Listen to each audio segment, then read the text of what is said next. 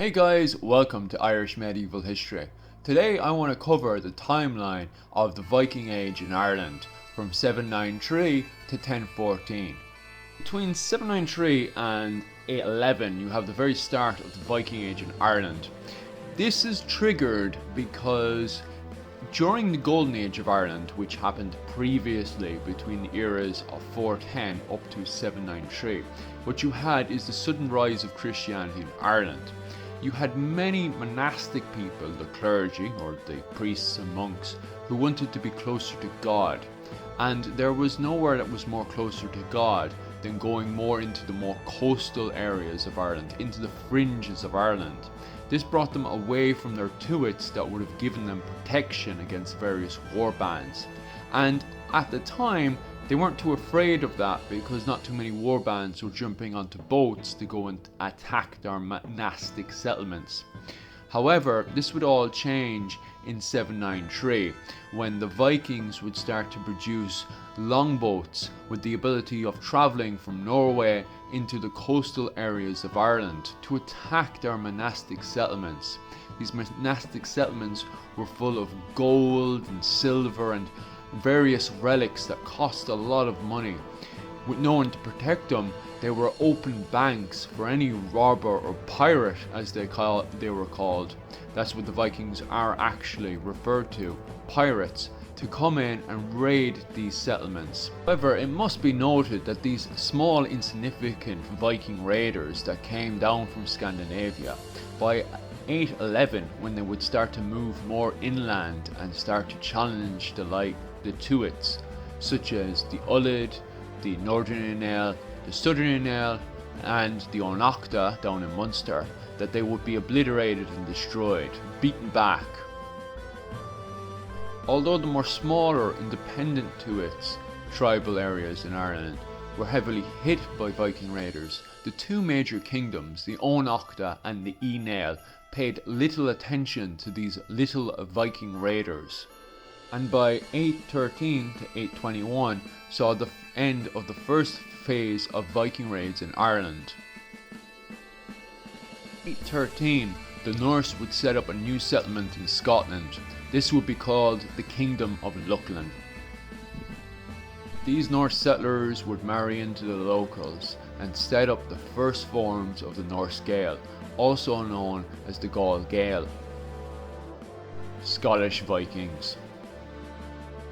The children of these relationships would speak Norse on their father's side and Gaelic on their mother's side.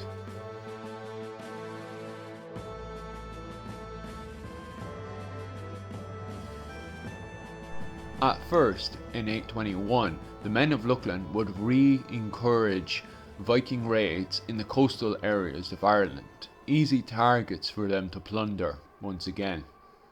Then in 823, a large army from the Kingdom of Luckland would come into Ireland. This large army is believed to be composed of 1,000 Vikings from the Kingdom of Luckland. They would meet up and fight against the men of Ullid in 823 at the Battle of Mag Innis. However, the men of Ullid would beat back the Vikings, ending their invasion. 793 to 836 sees the early stages of Viking raids on the coastal areas, with many of the monastic settlements retreating into mainland Ireland. However, at the same time, Philemid mac Cribhcháin is using this opportunity to attack the monastic settlements. He believes that the monastic settlements had these attacks coming because they were not zealous enough. Philemid is trying to enforce the laws of St. Patrick. He's trying to reform the church and enforce the Roman Catholic ways in Ireland. Philemid is more concentrated on unifying the island under a Christian church rather than attacking the Vikings. Philemid does so in 838, becoming the first king of Ireland during the Viking Age.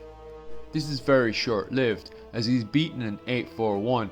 Earl of the Uí Néill was now looking to become King of Ireland himself, and after defeating Philemid, he definitely was about to. But Niall had two sons, Mael Shocknall being one of his youngest and Flann being his oldest. Mael Shocknall had butchered his own brother Flann in cold blood. He then got his own father Niall and drowned him, making him the King of Ireland. From this point onwards that the Annals of Ulster distinguishes from the Norsemen coming in from Norway and the Hiberno-scandinavians, the Irish Vikings. Now technically they're being referred to as Gael in the sources, however, to stop people from being confused, especially later on when we have Hiberno-Scandinavians fighting Norwegians in England and also fighting various other factions and groups, I will be referring to the Hiberno-Scandinavians as Ustmen, Irish Vikings. And just as a further side note as well to the timeline, I will still refer to the Scottish Vikings as Gael, simply because the Gael will eventually become the Galloglass in the later medieval period. Shocknall I's reign from 846 to 860 is believed to be one of Irish versus the Vikings. However, Turgus, who was the King of Dublin at the time, was one of many factions that rebelled against Mael Shocknall's reign. Mael Shocknall's reign was really spent travelling around Ireland collecting the cattle tribute and crushing rebellions. Mael Shocknall would die at a much older age, but it must be noted that Mael Shocknall's army was made up of not just Gael, native Irish, but also of Norse Gaels, Ustmen, Irish Vikings, Gael, Scottish Vikings, and Norsemen. Gael and Norsemen acting as mercenaries hired during the summer time. Rebels against Mael Shocknall, even if they were Gaelic kings, would also hire Ustmen, Gael and Norsemen. So you can clearly see at this point, compared to early on between the period of 793 to 836, which was very much Gael versus Norse, by 856 it's very mixed. And it's very much war bands joining either the loyalist side of Mael Shocknall I, or the rebel side against various Gaelic clans. Now at the same time, don't get me wrong, Turgus, the King of Dublin, does stand out as the main rebel against Mael Shocknall's reign. However, he's just one of many rebels going against the King of Ireland at the time. We also see the arrival of Ivor the Boneless and Olaf the White at this period as well. Both of them allied themselves with the Northern Uí Néill. We see them arrive and ally with the Northern Uí Néill and with modern day Kilkenny, the Kingdom of Uisreacha. There they attack and rebel the King of Ireland as well. Mael Shocknall is able to repel and crush all these rebellions. Eventually, Mael Shocknall does pass away, passing on his kingship over to the Northern Uí Néill. The Northern Uí Néill failed to become recognised as King of Ireland, failing to capture the Munster tribute from the southern part of Ireland. Ivor the Boneless and Olaf the White were allies of the Northern Uí Néill.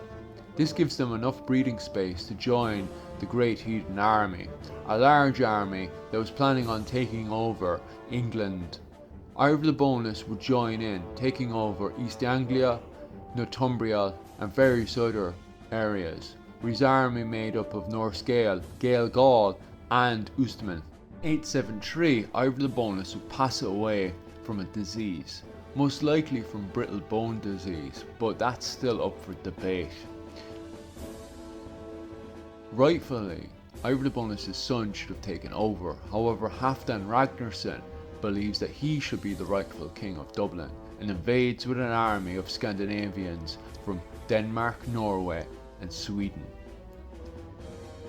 Resolved in 877 at the Battle of Strongford Loch, with the army of the Ustmen, Brodair mac Eemer would fight off against Halfdan Ragnarsson and his great heathen army. Brodair would be successful in this battle and Halfdan Ragnarsson would get himself killed. Brodair would go on and become the King of Dublin with his children being the branch of Ivor the Boneless. They would refer to themselves as the Eemer dynasty. 877 was also the year when Flann Sinna would become King of Ireland. Flann Sinna had gone around unifying the island just as Mael Seachtain I had done before him. Flann Sinna had planned for his son to take over as King of Ireland after him. However, his son from his first marriage would plot against him. His son that he wanted to become king after him would get himself killed. Flann Sinna would eventually give in to his first son's demands, and after his death in 914, he would take over. However, before then, Flann Sinna would push out the Eemer dynasty out of Dublin, taking over and occupying it, forcing the Eemer to reorganise themselves in the Isle of Man and to start taking on both Britain and Ireland at the same time. After Flann Sinna, Niall would seize the throne in the north of Ireland, crowning himself King of the North. However, Niall's reign wouldn't last too long, as Sitric and Ragnar, the Eemer, they would return to Ireland in 914 after a very long and bloody campaign in Britain. The two brothers were battle hardened and ready to take Ireland back. They did so in 914, capturing Waterford, and from there they would reorganise themselves for a long bloody campaign up to the north. They did so and quickly seized Dublin around 918. Ragnar would go back to Britain and reinforce York against the English, splitting the forces, with the main force going with Ragnar back to England. Sitric was left somewhat open against Niall, as Niall would look to reconquer Dublin once again. However, Sitric wasn't done, and he would quickly outsmart Niall, beating him in battle. He would end up grinding up all the kings of the north, with most of them being butchered and hacked to death in battle. Chopped up good, Sitric must have thought, as all the Gaelic kings were being butchered by his hand.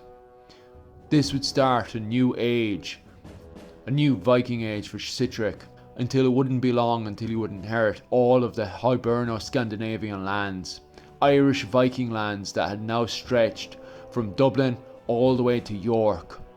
And after the death of Ragnar in about 921, Sitric would become king of the Hiberno-scandinavian, and with trade coming from Denmark, Norway, Sweden, and now as far as the Rus into Constantinople, and then from there going into Dublin, where it would then go down south into Spain and Africa.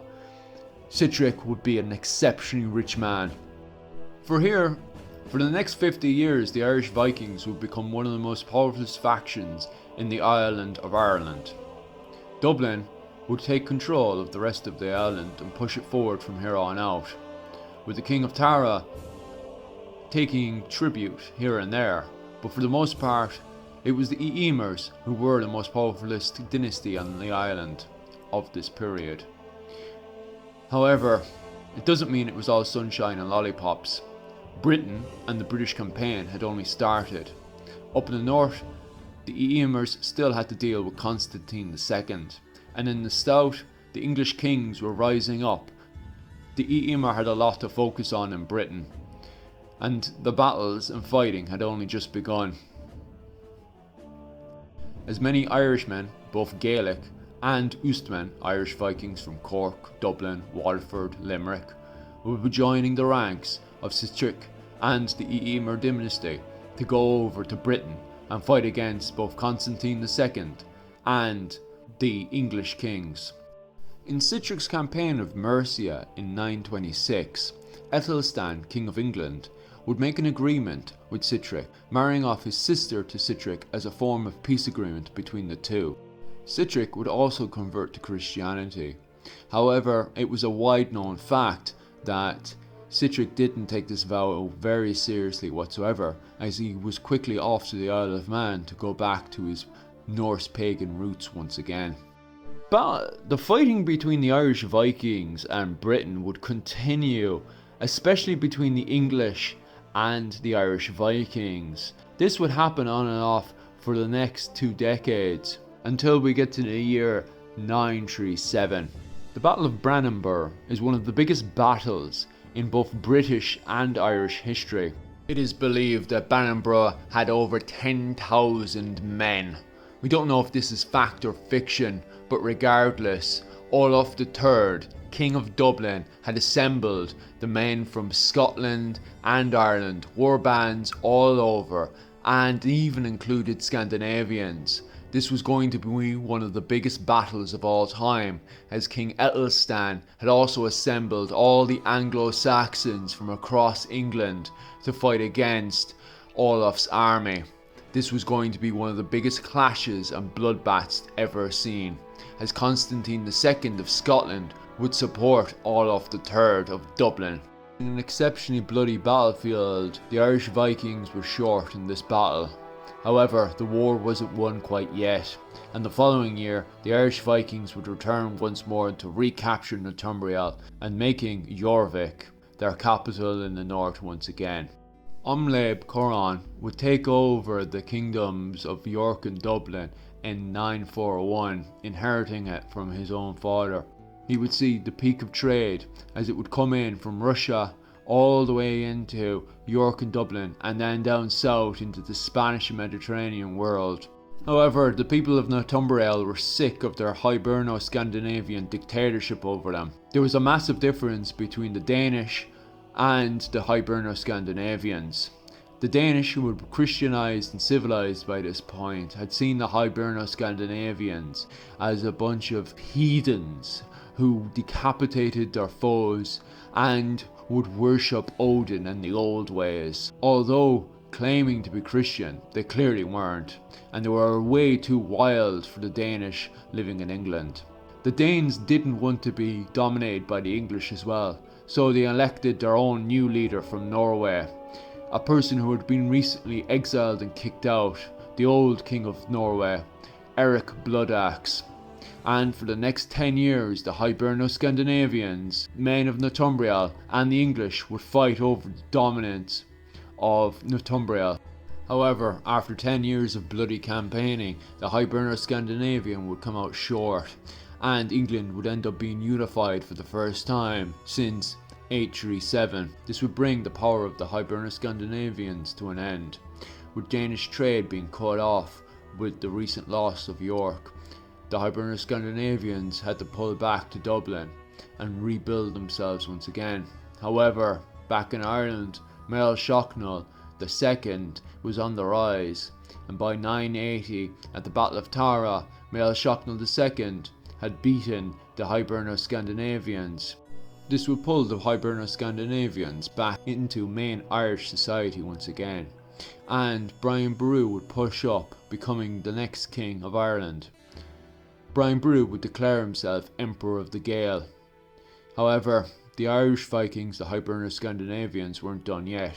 They would join up with their allies in the Kingdom of Leinster and rebel against Brian Boru. However, Brian Boru would raise an army. At 1014, the Battle of Clontarf would see some mercenaries from all over the world.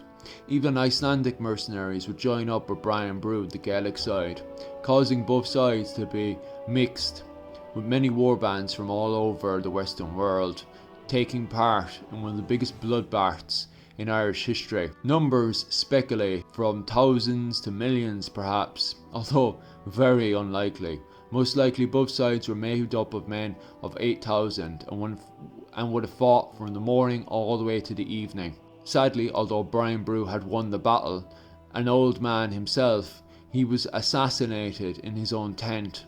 Now that Sitric had been beaten, this had brought an end to the Viking Age, an age that would see the rise of Dublin at its peak, who had traded all the way from Finland all the way into Russia.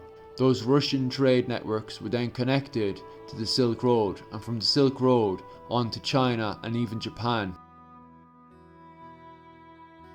This was one of the largest trade networks the world had ever seen at the time, and Dublin had become the New York of that society. This was a great feat to achieve. I hope you enjoyed the timeline that I have put together for you. I will place this in the Viking Age Ireland playlist, and I hope this gives you a good indication of where to go when you want to focus on a specific part of Irish Viking history. Anyway, I hope you all the best, and definitely subscribe to the channel for more Irish Viking content. Anyway, all the best.